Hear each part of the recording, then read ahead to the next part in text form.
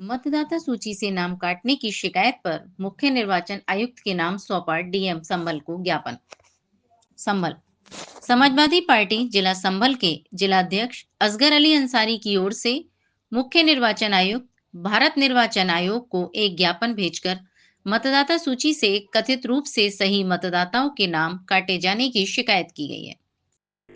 ज्ञापन के माध्यम से आरोप लगाया गया कि जनपद संभल के अंतर्गत आने वाली विधानसभा सीटों संभल, असमोली, चंदौसी, गुन्नौर और आंशिक बिलारी में मतदाता सूची के पुनरीक्षण के दौरान कई वैध मतदाताओं के नाम फार्म नंबर 7 के जरिए निरस्त किए जा रहे हैं। ज्ञापन में कहा गया कि बीएलओ द्वारा सत्यापन प्रक्रिया के बावजूद बड़ी संख्या में ऐसे मतदाताओं के नाम हटाए जा रहे हैं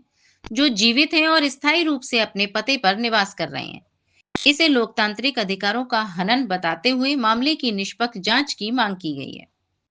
साथ ही निर्वाचन आयोग से अनुरोध किया गया है कि फार्म नंबर 7 की ऑनलाइन व्यवस्था को पारदर्शी बनाया जाए,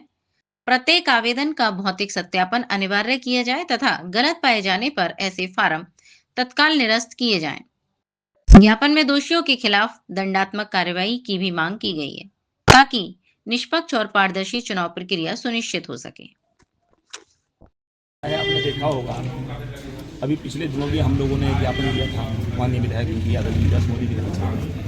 जो षड्यंत्र के तहत जो वोट काटने वाला मामला था उसको लेकर के आज हमने पूरे ज़िले की चारों विधानसभाएं और एक आंशिक बिलारी को लेकर के ज्ञापन दिया है, क्योंकि हम लोगों को आशंका है कि जो फार्म 7 जो फर्जी तरीके से प्रिंटेड वाला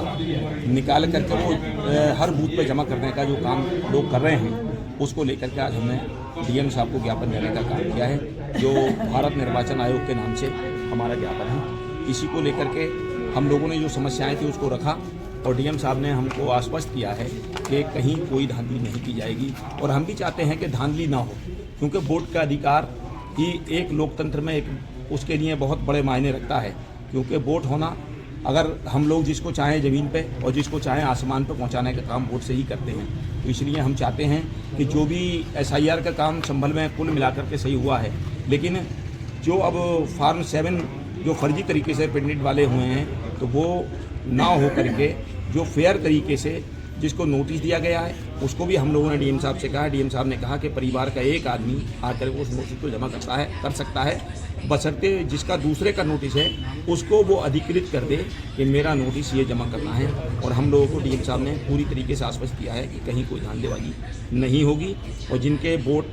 बनने लायक हैं 18 वर्ष की आयु वाले उनके सारे वोट बनाए।